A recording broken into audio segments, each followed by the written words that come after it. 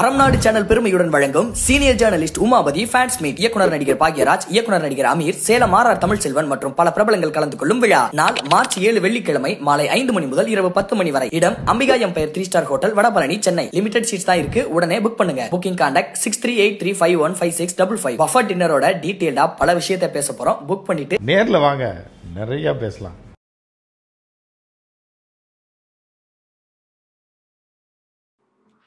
Jeeva today பார்வையாளர்களுக்கு வணக்கம். இன்றைய நேர்காணலில் திரைப்பட இயக்குனர், நாம் தமிழர் அமைப்பினுடைய மாநில முன்னாள் ஒருங்கிணைப்பாளர் ஜெகதீச பாண்டியன் அவர்கள். வணக்கம். வணக்கம். வணக்கம். பாரதி ராஜாவை இன்னைக்கு கூட பண்ண, பாரதி ராஜா உடல்நிலை சரியில்லாம இருக்கிறாரு. பாரதி ராஜாவுக்கு தெரியும் விஜயலட்சுமி உன்ட்ட வப்பாட்டியா இருக்க விரும்புறாளா, அந்த வார்த்தையை அவர் பயன்படுத்திருக்காரு. அதெல்லாம் வந்து பாரதி ராஜா அப்படி சொன்னது கிடையாது, எங்களுக்கு தெரியும். சொல்லியிருக்காரு, அவர் சொல்லி அவர் நிறைய பொய் சொல்லுவாரு. இன்னொன்னு பேசிட்டு இருக்கும்போதே சொல்றாரு, எங்க அப்பா நல்ல கண்ணுன்னு. ஏன்னா நல்ல கண்ணு ஐயாவுக்கு இதெல்லாம் தெரிஞ்சிருந்துன்னா அவர் நல்லா இருந்தாரா? இது மாதிரி ஒரு பிள்ளைய பத்தி மருந்துச்சு கொண்டிருப்பாரு. காரணம் என்னன்னா 8 ஆண்டு காலம் சிறையில் இருந்து இவர் சொல்றாரு, அவர் வரலாறு தெரிஞ்சதுனாலே இவர் புனிதராவோ போராளியோ ஆயிட முடியாது சீமானன். அப்படிலாம் தெரிஞ்சுக்கிட்டு நீங்க எப்படி இருக்குன்னு நீங்க நாங்க நம்பிதானே இருந்தோம். அந்த வரலாறு கொடுத்த வாய்ப்பு இந்த தமிழ் தேசியத்துக்கு, இந்த புறச்சூழல் உங்களை உருவாக்கி நீங்க தான் சொல்றீங்க பிரபாகரன் பிள்ளை, நான் தான் வந்து புலிக்கொடியினுடைய வேந்தன்லாம் நீங்க தான் சொல்றீங்க. நீங்க வந்து யாரை போய் நாங்களாம் தோழர்னு சொல்றோம். நல்ல வேலை தோழர்னு சொல்ல நீங்க ஆரம்பிக்கவே. காரணம் என்னன்னு, நீ சங்கிய சகத்தோழரா சொல்லிட்டீங்க. நீ போய் அப்பான்னு எப்படி அவ்வளவு ஒழுக்கம் இருந்தா உண்மையிலே வாழ்ந்து காட்டுறவர் அவர் வந்து நல்ல கண்ண ஐயாட்ட வந்து கம்யூனிஸ்ட் கட்சிட்டு வந்து மறுப்பு வர மாட்டேங்குது. நல்ல கண்ண ஐயாவை நல்லவரா, மற்ற கம்யூனிஸ்டுக்கெல்லாம் கெட்டவரா, இது எப்படி ஒரு கட்சி ஏற்றுக்கும்? பாருங்க, கம்யூனிஸ்ட் என்பவன் கம்யூனிஸ்ட் கட்சியில இருக்குங்கிற அவசியம் இல்லை. அது ஒரு அமைப்பு முறை, அது ஒரு தத்துவம், கம்யூனிசம் தத்துவம். ஆனா அதுக்கு எந்த வகைக்கும் நான் சொல்றேன், நான் கடைபிடிச்சு எந்த இடத்துல ஒரு இடத்துல கடைபிடிச்சிருக்காரு. இவர் கட்சி ஆரம்பிக்க காலத்துல இருந்து கம்யூனிஸ்ட் கட்சி வந்த நுழைஞ்சதோட பொருளாதார வலிமையும் இவர் பொருளாதார வலிமையும் பார்ப்போம். இன்னைக்கு வந்து நீங்க 2.25 லட்சம் ரூபா இதுல வீட்டுல வாடகை இருக்கீங்க, எந்த கம்யூனிஸ்ட் இருக்கா சொல்லுங்க? அவன் வாழ்வியல் முறை கம்யூனிஸ்ட்னா சும்மா இல்லை, அதனுடைய செயல்பாட்டு இதுல நமக்கு இதா இருக்கும். நீ என்ன சொல்றீங்க? நீங்க அவங்க கார்பரேட் ஆக்கிட்டாங்க, கமிஷனிஸ்ட் ஆகிட்டாங்க. நான் வாயை திறந்தேன்னு வச்சுங்க, இவர் எவ்வளவு பெரிய கமிஷனிஸ்ட்னு என்னால் சொல்ல முடியும். ஆனா ஒரு தத்துவத்தை வாழ்ந்து அவன் நடைமுறைப்படுத்தி வாழ்ந்துகிட்டு இருக்கான். அவன் வந்து ஒரு கூட்டு வைக்கிறாங்க. அதுல வந்து அவங்க 25 கோடி வாங்குறாங்கன்னா தேர்தல் உடன்பாட்டில் தொகுதிக்கு செலவு பண்ண ஒயிட்டா தான் வாங்கியிருக்கான். உங்களை மாதிரி பிளாக்ல வாங்கலையவன். இதெல்லாம் ஏன்னா கம்யூனிஸ்டுகளை வந்து சொல்லுவதற்கு இவருக்கு எந்த இடத்துலையும் அருகதையே கிடையாது. நீ எத்தனை கம்யூனிஸ்ட் கட்சியுடைய எம்எல்ஏ வாங்குற சம்பளத்தை கட்சியில கொடுத்துட்டு வெறும் 20,000 வாங்கிட்டு போய் குடும்பம் நடத்துறான்? நீ பாக்குற ஒரு நாளைக்கு உங்களுக்கு லட்சக்கணக்கில் செலவாகுது. நீங்க கம்யூனிஸ்ட் இருக்காரு ஒரு எம்எல்ஏ, பல பேர் இருக்காங்க. பாலபாரதி நாகப்பட்டினம் இல்ல, அது பக்கத்து ஊர். அவரு நல்ல அவர் பேரை நான் மறந்து. எம்எல்ஏ காரணம் என்னன்னா, அவன் வந்து தன்னுடைய 100 நாள் வேலை திட்டத்தில் வேலை பார்க்குற எம்எல்ஏ இருக்காங்க. இல்லை, பல எம்எல்ஏ இருக்கிறாங்க. ஒரு 30 வருஷத்துக்கு முன்னாடி காங்கிரஸ்காரங்களே இப்படிதான் இருக்காங்க. நிறைய திமுக எம்எல்ஏ கூட சில பேர் இருந்தாங்க. அப்ப நான் சொல்றதெல்லாம் 85 86ல நான் பார்க்கும்போது எங்க ஊர்ல இருந்த ஏஎம்ஆர்லாம் கோடீஸ்வரன். ஆனா ரொம்ப எளிமையா இருப்பாரு. எங்க ஊர்ல காங்கிரஸ் கட்சி எம்எல்ஏ பள்ளி கவிதை பித்தன் ஒருத்தர் சொல்லுவாங்க, கவிதை புதுக்கோட்டையில ஒருத்தர் அவர் தான் ரொம்ப எளிமையா இருப்பாருங்க. 2-3 பேர் பழனிமுத்துன்னு எங்க ஊர்ல ஒரு காங்கிரஸ் எம்எல்ஏ இருந்தார். சைக்கிள்ல தான் போவார். ஒரு ஊர்ல எங்க ஊர்ல மெடிக்கல் ஸ்டோர் இருக்கும், அங்கதான் உட்காந்துருப்பாரு. திருவள்ளூர் பஸ்ஸில் தான் சென்னையில இருந்து வருவார். பொது பேருந்துதான் பயன்படுத்துவார். ஆனா நீங்க என்ன பண்றீங்க? கம்யூனிஸ்டில் வந்து அவ்வளவு சாதாரணமெல்லாம் உதாரணப்படுத்துவார். 100 ஆண்டு காலத்துல எவ்வளவு ரத்தம் சிந்தி உழைச்சிருக்கான் தெரியுங்களா? கீழ்விண்வெளியில் சத்தம்லாம் யாரு? கம்யூனிஸ்டுகள் தானே. அன்னைக்கு செங்கோடி சங்கம் சவுக்கடி சாணிப்பாலை ஒழித்தது யாரு? திராவிடத்தை விட அங்க ஐயா சீனிவாசராவ் வந்து அவர் வந்து பிறப்பால் பார்ப்பனர். அவரு நீங்க என்ன இவருடைய டெஸ்ட் படி பார்த்தா கரெக்டா சொல்லணும், கன்னட பார்ப்பனர் அவரு. அப்ப அவரை விட்டுற முடியுமா நாங்க? ஆனா நீங்க என்ன பண்றீங்க? இப்ப இருக்கிற பார்ப்பனியை தேர்த்துட்டு பார்ப்பான், அவன் வந்து அனைவரையும் சமமாக பார்ப்பான், அதனால அவன் பார்ப்பான் நீங்க பேசுறீங்களே, இது யாருடைய கருத்து? சங் பரிவாரியுடைய கருத்து. அவனே அப்படி பேச மாட்டான். நம்ம வந்து ஒரு பிறப்பால் நீங்க மேலும் கீழும் பேதம் கற்பிக்கிற சதுர் வர்ணத்தை, அதாவது வர்ணாசிரம தர்மத்தை நம்ம எதுக்குறோம் இல்லையா? ஒரு தனி மனிதன் நம்ம வெறுக்கல.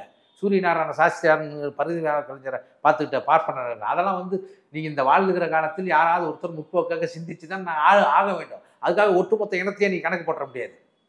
3% எதுக்குறீங்களா? நீங்க நாக்பூருடைய ஐடியாவே பேசுறீங்களே, அந்த 3% இன்னைக்கு என்னவா இருக்கான்? வகுப்பு வாரிய பிரதிநிதித்துவம் வேணும்னு சொல்றமே, அது யார்? இவர் சொன்னதா? ஐயா பெரியார் சொன்னது, நீதி கட்சி காலத்துல சொன்னது. இன்னை வரைக்கும் ஆணைமுத்து அதுக்குன்னு தனியா புத்தகத்தை போட்டிருக்காரு. அதெல்லாம் ஆணைமுத்துவ பாராட்டிட்டு பெரியார திட்டுறது. அதாவதுங்க ஆணைமுத்து பெரியாரிஸ்ட் தானுங்க. இவர் என்னங்க ஆணைமுத்து நல்லவரு பெரியாரு விமர்சனம் பண்றாரு? தனக்காக சேர்த்துக்கிறது. இப்ப எப்படி அப்பா நல்லகன்னு சொன்னாரோ, அப்பா பாரதி ராஜான்னு சொன்னாரோ, இவங்களெல்லாம் சொன்னா ஓஹோ இவங்கெல்லாம் இவர் கூட இருப்பாங்களோ அப்படிங்கிறதா சொல்றது. அதாவது நான் என்ன சொல்றேன், நீங்கள் ஒழுக்கம் இல்லாதவன்னு அவங்க சொல்றாங்க. நான் இதனால் ஒழுக்கம் இல்லைன்னு சொல்லுவதற்கு உங்களுக்கு உரிமை உண்டு.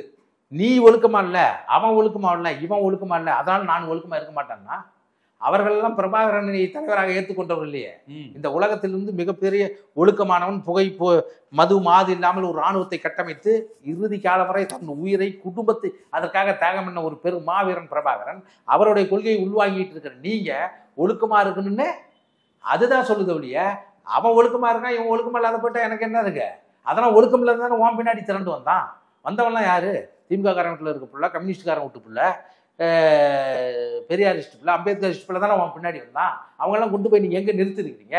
காரணம் என்ன? இப்ப என்ன உங்களுக்கு கூட இப்ப டெல்லியில வந்து நீங்க போடுங்க. ராஜா என்ன சொல்றாரு, கட்சி ராஜா, நம்ம வந்து சும்மா வந்துடல, நீங்க போய் ரஜினியை போய் பார்த்துட்டு வரீங்க. பார்த்துட்டு வந்த பிறகு அது ஒரு இயக்குனர் நடிகர் சந்திப்பதெல்லாம் இயல்பு தான். நீ போய் மோடியை கூட சந்திங்கிறேன். அண்ணன் சீமான் மோடியை சந்தித்து, ஜெயலலிதா போய் சந்திச்சிங்க, 70 விடுதலை அதெல்லாம் பேசுனீங்கன்னு எனக்கு தெரியும். அதே மாதிரி நீங்கள் மோடியை சந்திச்சு நீங்கள் வந்து எங்கள் மும்மொழி கொள்கை இந்த நாட்டில் வேணாம், நீட்டு எங்களுக்கு வேணாம், எங்களுக்கு தேசிய கல்விக் கொள்கை வேணான்னு கேளுங்க. ஏன்னா அவர் தான் இந்த நாட்டினுடைய, நான் விரும்பினாலும் விரும்புவேன், எனக்கு பிடிக்காது. இப்ப நினைச்சா மோடியை சந்திக்கலாம்ல சீமான்? அவர் சந்திக்கலாம். அவர் தான் உங்களுக்கு சொல்லியிருக்காருங்களா? இப்ப இல்ல, முதல்ல தான் சொல்றாரு. அமித்ஷா என்கிட்ட பேச, நான் எதுவுமே சொல்ல, அவரே தானே சொன்னாரு. அமித்ஷா அவர்கிட்ட பேசிட்டு இருக்காரு. அவர் தானே சொல்றாரு, என்கிட்ட பேசினாங்க, எனக்கு இத்தனை. நீங்க கூட இல்லையா? நீங்களா? இல்ல அப்படின்னு அவர் தான் சொல்றாரு, நான் சொல்லல. அப்படி கேளுங்க, தப்பு இல்லையே. ஆனா நீங்கள் போயிட்டு வந்து இல்ல நான் வந்து குடியுரிமை சட்டத்தை எதுக்குறேன், விவசாய சட்டத்தை எதுக்குறேன் அப்படின்னு நீங்க பேசுனீங்கன்னா உங்களை எதுக்க தான் செய்வோம். நீங்க ரஜினி பார்த்து வந்து என்ன சொல்றீங்க, நீங்க சங்கி சக தோழன்கிற. தோழன்கிறது எவ்வளவு உன்னதமான வார்த்தை தெரியுங்களா உங்களுக்கு? லெலினிய தோழர், காம்ரேட் அப்படின்னு தான் சொல்றோம் நாங்க. நீங்க வந்து இந்த நாட்டினுடைய அனைத்தையும் அடிமைப்படுத்தி ஒரு ஒற்றைத்தன்மைக்கு கொண்டு வர துடிக்கிற மானுட குல எதிரின்னு நீங்களே சொல்ற ஒருத்தனை வந்து சங்கின்னா சக தோழன் நீங்க சொல்றீங்கன்னா, ராமாயணத்துல இருக்குங்கிறாரு, வால்மீகி ராமாயணத்துல, துளசிதாசருடைய ராமாயணத்துல இருந்தாலும் அது தவறுதாங்கிற நானே. ஆமா, அது சரியா கூட. துளசிதாரா தமிழ் தேசிய அரசியலுக்கு முன்னோடி. அதை விடுங்க, அதை விட்டு அம்மா சொல்றாங்க யாரு, தமிழிசை என்னுடைய தீம் பார்ட்னர் சீமான்ங்கிறாங்க. எங்க தீம் பார்ட்னர்னா அதுக்காவது மறுக்கணும்ல. இப்ப என்ன ஒருத்தன் வந்து பார்த்து ஒரு பிஜேபிக்காரன் எங்க சக தோழன் தான், இல்லை நான் உடனே சொல்லலப்பா நான் சக தோழன் இல்லை, நான் வந்து தனிப்பட்ட முறையில் அண்ணன் தம்பியா கூட இருந்துக்கோ, கிடையாது அவன் இருப்பான். ஒரு குடும்பத்துல என் தம்பி நல்ல வேலை அவங்க எங்கேயும் போகல, எல்லாம் கம்யூனிஸ்டாகவும் என் கூட நாம் தமிழர் தான் இருந்தாங்க. அவன் இப்போ பிஜேபி இருந்தால் நான் என்ன பண்ண முடியும்? சமூக உறவு வேறு, அரசியல் உறவு வேறு. ஒரு சமூகத்தில் பல்வேறு கட்சிகள் இருப்போம். இந்த இனக்குழு முறையில் என்னுடைய அங்கம் பங்காளி ரத்த உறவுகள் வெவ்வேறு கட்சியில் இருக்கான். அதுக்காக நான் அவனை வெறுக்க முடியாது, அவன் கொள்கையை தான் வெறுக்கிறேன். அவனையும் கூட வென்றெடுக்கிறது தான் என்னுடைய வேலையாகவும் என்னுடைய பேச்சாகவும் இருக்கணும் இல்லையா? அவனை வந்து அனுப்புறது கிடையாது. அவனை வெறுத்தா அவனுக்கு ஒரு கொள்கை இருக்குல்ல, அவனுக்கு ஒரு கூட்டம் இருக்குல்ல, அவனை எப்படி இந்த அரசியல் நோக்கி நீங்க திரும்புவீங்க? அவன் எனக்கு ஆதரவா இல்லைனாலும் நான் பேசுகிற அரசியலுக்கு எதிர்க்காவது அவன் இருக்கணும்ல. அப்ப நீங்க என்ன பண்றீங்க? எல்லாத்தையும் திட்டி திட்டி திட்டி இப்ப பிரபாகரனை, அந்த ஈழ போராட்டத்தை ஆரம்ப காலத்திலிருந்து வளர்த்தெடுத்தவர்கள் குளத்தூர்மணி, ஐயா பழநெடுமாறன், ஆறுசாமி, கோவை ராமகிருஷ்ணன், கும்பகோணத்தில் RPS ஸ்டாலின், இவங்களெல்லாம் நீங்க அவர்கள் பண்ணியதில் 1 விழுக்காடு, வெறும் 1 விழுக்காடு நீங்க பண்ணிடுறீங்களா? ஏன் இன்னைக்கு ஒரே ஒரு எம்எல்ஏ இருக்கிற தமிழக வாழ்வுரிமை கட்சியினுடைய எம்எல்ஏ இருக்கிற வேல்முருகன் அவர்கள் சின்ன வயசுல இருந்து அவர் தமிழரசன் கூட இருந்தாரு. புலிகளுக்கு எண்ணற்ற உதவிகளை இன்ன வரைக்கும் செய்துக்கிட்டு இருக்காரு. அதுல 1 விழுக்காடு நீங்க செஞ்சிருப்பீங்களா? செய்யல, பரவாயில்ல. வேல்முருகன் போன்றவர்களாம் கூட நான் இதை செஞ்சேன் அதை செஞ்சேன் சொல்றதில்ல. ஆனா நீங்க என்ன பண்றீங்க? அவர்களை எதிர்ப்பு மனநிலையில கொண்டு வந்து நிறுத்துறீங்க. பெரியார் 1973 டிசம்பர்ல இறக்குறாரு. தலைவர் இயக்கம் ஆரம்பிச்சு 1975. இப்ப 2 பேருமே உயிரோட இல்ல. பிரபாகரன் சொன்னாரா பெரியார் எனக்கு எதிரின்னு? சொல்றாரு. இவர் அப்படித்தானே சொன்னாரு. நான் எங்க ஈழத்துக்கு செல்றதுக்கு முன்னாடி வரையும் பெரியார தலைவனா எடுத்துக்கிட்டேன், என் தலைமை சொன்னா திராவிட ஆபத்துன்னு. அதுதான் நான் சொன்னேன். சொல்றாரு தலைவரை போய் சந்திச்சுட்டு வந்த பிறகுதான் 8ல சந்திக்கிறீங்க, 14ல கூட பேசுறீங்க. விமானம் ஓட்டுகிறார்கள், வாகனம் ஓட்டுகிறார்கள். என் தலைவர் சொன்னார், அண்ணாவினுடைய பேச்சை கேட்டு பெரியாரினுடைய இயக்கத்தை பார்த்து நாங்களே இங்கே போராடுறோம்.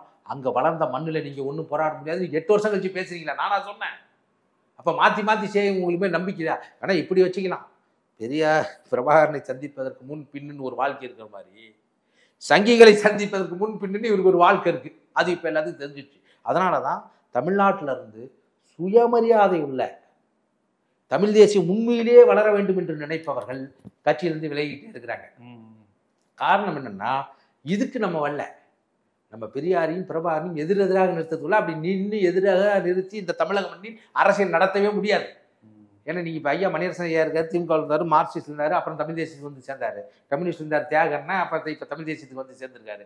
பல்வேறு பேர் நிலைப்பாடுல வந்து இந்த தமிழ் தேசியத்தை நிறுத்துகிற போது நீங்கள் தமிழ் பேசும் உறவுகளிடம் அவர்களுடைய அகமுரண்பாடுகளை களைந்து ஒரே கருத்தியலாக அணிதிரட்டாமல் போனால் நீங்கள் பேசுகிற தமிழ் தேசியம் வெறும் வெற்று சுற்றொடராக அலங்கார வார்த்தையாக இருக்குங்கிறான் இல்லையா?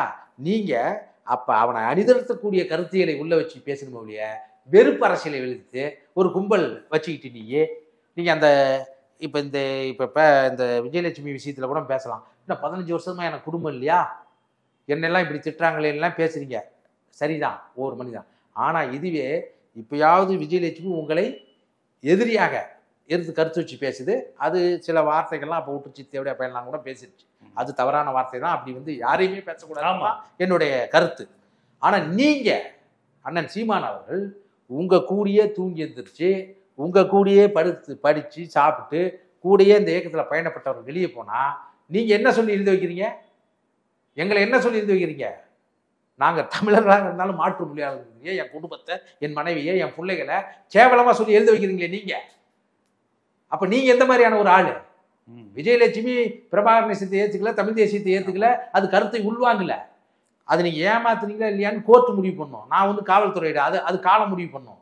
ஆனா நீங்க உங்களோட இருந்து நீங்கள் இந்த தமிழ் தேசியத்துக்கு துரோகம் செய்து விட்டு எங்களை துரோகின்னா, அப்ப இந்த கட்சியிலிருந்து வெளியே போறவங்களாம் துரோகின்னா, அப்ப துரோகிகளை உருவாக்குகிற இந்த பட்டறையாக தான் இந்த நாம் தமிழர் கட்சி இருக்குன்னா, அதனுடைய இந்த தலைவன் மாபெரும் துரோகியா தானே இருப்பான் அப்படின்னு நான் சொல்லலாம் இல்ல? ஆனா நாங்க யாரும் வெளியே வந்து இதே தமிழ் தேசிய அரசியலை முன்னெடுக்கணும் தான் நிறைய பேர் எங்க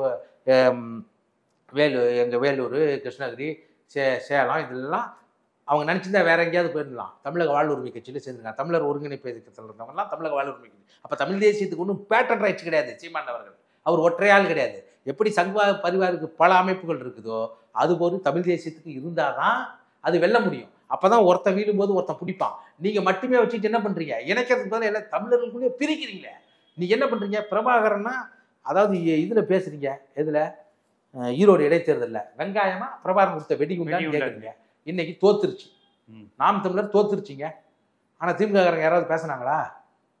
வெங்காயம் ஜெயிச்சுட்டது, பிரபாகரன் கொடுத்த வெடிகுண்டு தோத்துருச்சு யாராவது பேசுனாங்களா? ஏன் பேசல? உங்களை போலவே அவர்களுக்கும் பிரபாகரன் மீது மரியாதை இருக்கிறது.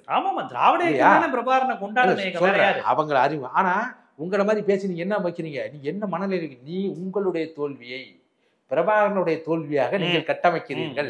அவர் அவமானப்படுத்துறீங்க. அவமானம் எப்படி? நீங்க வந்து இப்ப நல்ல கண்ணு எங்க அப்பாங்கிறீங்களோ, நீங்க வந்து அண்ணன் ராதாகிருஷ்ணன் உங்க அண்ணன் சொல்லிட்டு போங்க, ஏன்னா ஒரே கருத்தில் இருக்கு. ஓகே, உங்க அம்மா அப்பான்னு சொல்ல மாட்டாரா? பண்றாதாகிருஷ்ணன் அண்ணன் பாரு, உங்க அம்மா தமிழிசைன்னு சொல்லிட்டு போங்க, நல்லதுதான். ஒத்த கொள்கையில இருக்கிறீங்க. ஆனா நீங்க அப்பா நல்ல கண்ணு நீங்க எப்படி சொல்லலாம்? நீங்க வந்து சங் பரிவாரின் கையில் போயிட்டு நீங்க தமிழகத்தினுடைய பாரதிய ஜனதாவாகத்தான் நீங்க இதை செயல்படுறீங்க. நீங்க போய் எப்படி ஒரு இதுக்கு முற்றிலும் மாறுபட்ட கருத்தை வந்து கொள்கை வழியில் வாழ்ந்து காட்டு கொண்டிருக்கிற ஒரு வரலாற்று நாயகனை நீங்க வந்து உங்க அப்பான்னு சொல்லி அவமானப்படுத்துறீங்களே. கம்யூனிஸ்டுகள் மாதிரி ஒரு நாள் வாழ்ந்து காட்டுக்கு முதல்ல. ஆனா வாழ்ந்தீங்க எப்ப?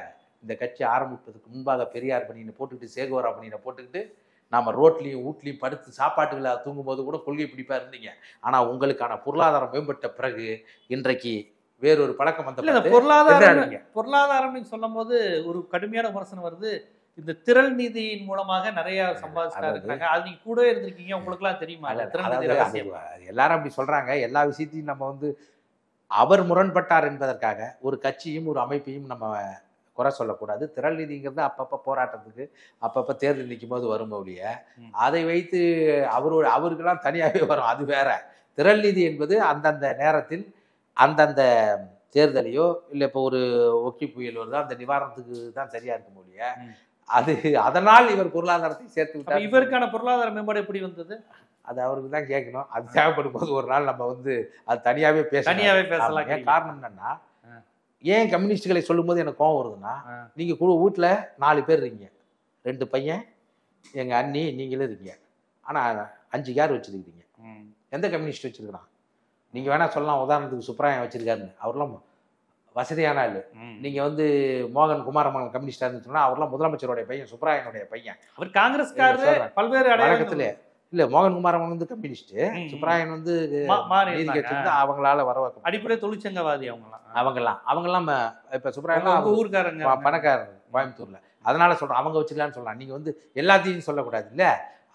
நீங்கள் வந்து முதல்ல வந்து உங்களுக்கான ஒரு காரே பாலா வந்து 57 அந்த ஃபோர்டு எண்டோர். அதுக்கு பிறகு நீங்கள் வந்து அதாவது இதுன்னா ஆடம்பரத்தை சொல்கிறேன் நான். எந்த கம்யூனிஸ்ட் ஆடம்பரமாக இருக்கிறான்?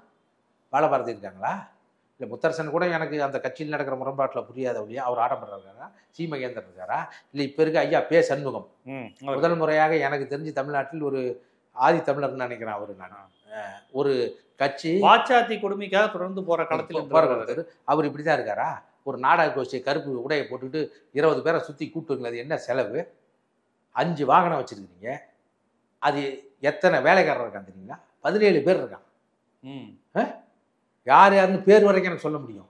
எதுக்காக இதை சொல்கிறேன்னா, நீங்கள் கம்யூனிசம் ராவணன்குடியில் 17 பேர் வேலை பார்க்குறாங்க. ராவணன்குடியில் இல்லை, அவர் வீட்டில் ராவணன்குடியில் ஒரு கட்சி அது தேவைப்படும்.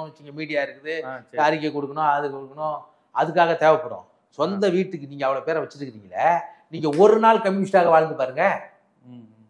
இதெல்லாம் பேசும்போது அவருக்கு கோவம் வரும். அவர் என்னெல்லாம் பேசுவார்னு எனக்கு தெரியும். ஆனால் நிறைய பேர் ஃபோன் பண்ணால் கூட என்னை திட்டுவான். இதுக்கு நம்ம பயப்படுற ஆள் கிடையாது. 3வது தலைமுறை கம்யூனிஸ்டாக இருக்கணும். நம்மலாம் தெரிஞ்சுதான் இந்த அரசியல் இருக்கோம். அதனால இது குறித்து பயமுறுத்திடலாம், அது குறித்து பயமுறுத்திடலாம்லாம் இவங்க வேலை செய்கிறாங்க. எவ்வளவு கேவலமாக பேசுகிறாங்க.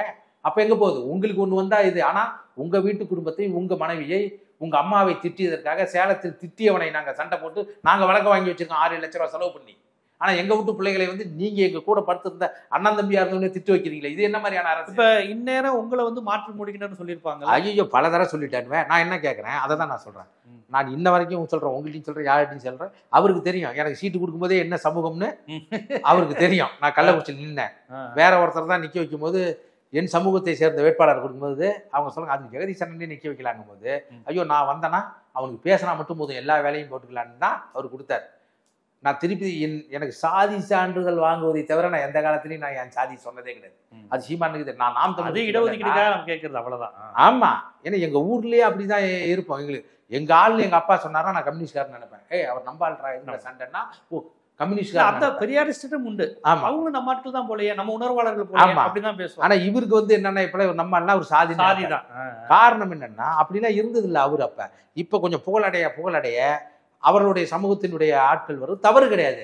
ஆனா நீ அதை கடைபிடிக்கும் போது தான் தப்பா இருக்கு. அப்ப என்ன வந்து நீ வந்து நான் என்ன கேட்கறேன், இன்னைக்கு பல்வேறு மாற்று மொழியாளர்கள் நாம் தமிழர்கள் இருக்காங்க. உதாரணத்துக்கு சொல்றேன், இந்த ஐடியினுடைய தொழில்நுட்ப பாசனுடைய பொறுப்பாளர் இருக்கிற சுனந்தா ஒரு தெலுங்கை தாய்மொழியாக கொண்ட பொண்ணு. தவறு இல்லை, ஏன்னா நீங்க அனைத்து உயிருக்குமான அரசியல். ஆமா, அதே மாதிரி கொள்கை பரப்பு செயலாளர் தம்பி கரிகாலன் தெலுங்கை தாய்மொழியாக கொண்டு இங்க வடக்கு பாராளுமன்றத்தில் நிற்க வச்சு ஸ்ரீதர், இதெல்லாம் உதாரணம் சொல்றேன். இப்ப நாங்க வென்றோம், நாம் தமிழர் கட்சி வென்றுது. அவங்களுக்கு சூழல் கருதி அதிகமான வாக்கு எடுத்து அந்த நேரத்தில் சரியா இருந்தா அவங்க அமைச்சர் பொறுப்பு கொடுப்பீங்களா மாட்டீங்களா? கொடுப்பீங்கல்ல. அப்புறம் என்ன தூய தமிழ் தேசியம் நீங்க சொல்லிட்டு இருக்கிறீங்க? அப்ப நீங்க வேலைக்கு தேவைம்போது பயன்படுத்திக்குவீங்க. அவங்க ஏதோ ஒரு காரணத்துக்கு காரணமா வெளியே போயிட்டு அவங்க சாதி சொல்லி திட்டி, அவங்களுடைய மாற்று மொழி சொல்லி திட்டுவீங்களா? இதுதான் தமிழ் தேசியமா? அது ஐயா தெளிவா சொல்றாருல்ல. அதாவது தமிழ்லேயே யார் தமிழர்களுக்கு பல்வேறு வரையறை வச்சிருக்காங்க. நீங்க என்ன வரையறை வச்சிருக்கீங்க? இன்ன வரைக்கும் சொன்னது கிடையாது. அதை தமிழ் உணர்வு உள்ளவர்களெல்லாம் தமிழருங்கிறார் ஐயா பாவாணர். தமிழ் மொழிக்காகவும் குரல் கொடுப்பவன் போராடுபவன் எல்லாம் தமிழங்கிறார் ஐயா பெருஞ்செத்தினாரு.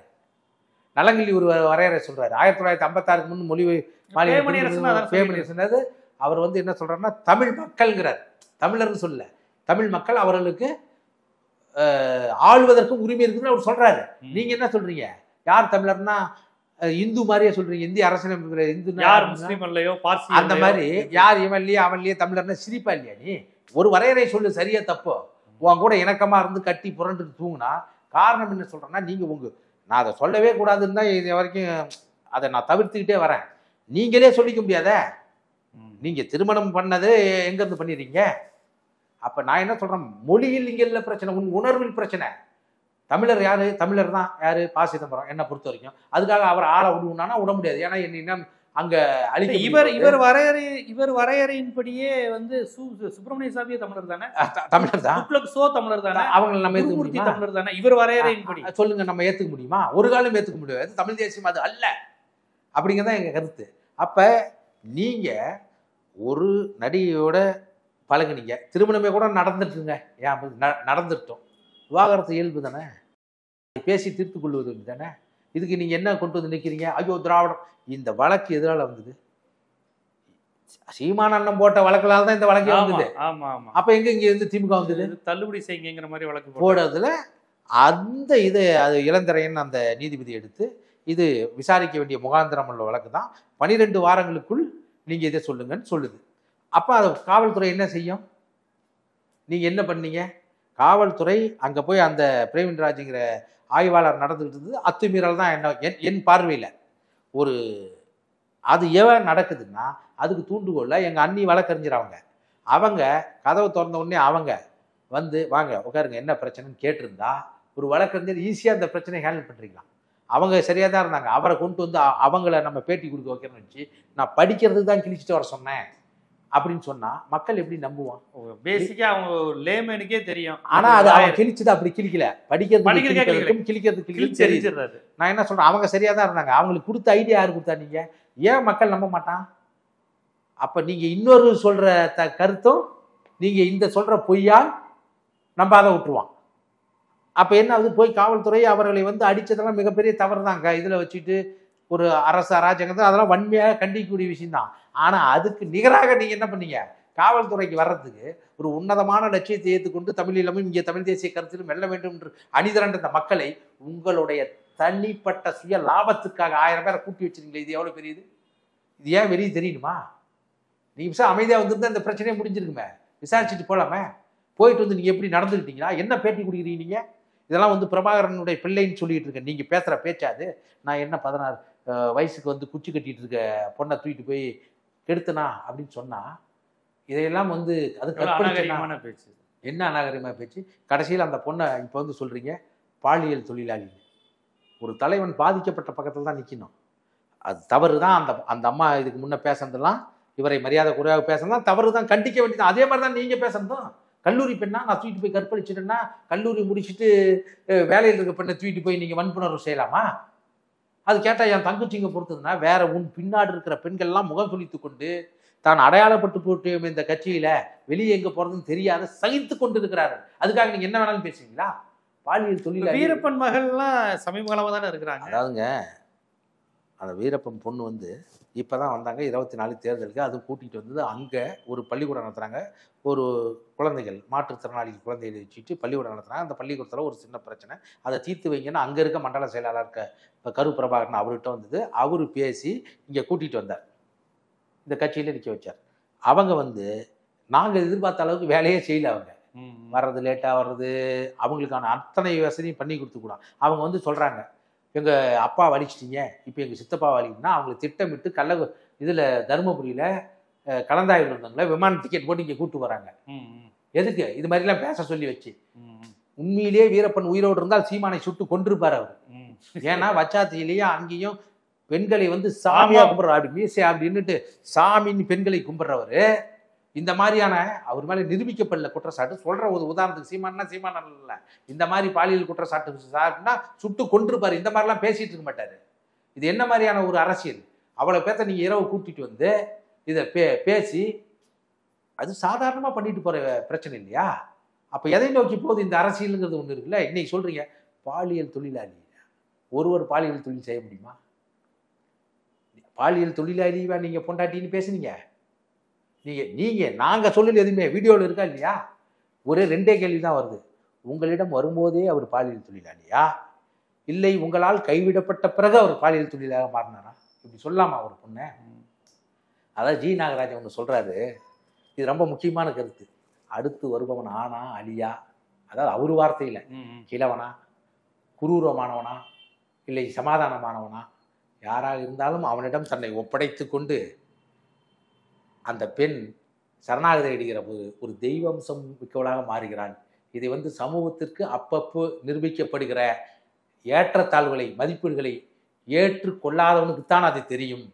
என்ன இருந்தாலும் தேவடியால் என்ற ஒரு சொல் வசைபாடுகிற சொல் அல்ல அப்படின்னு சொல்றார். ஏன் அப்படின்னா நீங்க இதுதான் ஒரு தலைவர்கள் முக்கியமான விஷயம். பாலியல் தொழிலாளர்கள் கூட எப்படி பார்க்கிறார்கள் அவர்களும் இந்த சமூகத்துல பாதிக்கப்பட்டவங்க. அதை நான் சொல்றேன். அதுதான் பெரியார் சுயமரியாதை மாநாட்டுக்கு அழைக்கிற போது பெண்கள், கணவனால் கைவிடப்பட்டவர்கள், விதவைகள், தனியாக வாழ்பவர்கள், தன்னை பாலியல் தொழிலாளியாக நினைத்துக் கொள்பவர்களும் வரலாம்.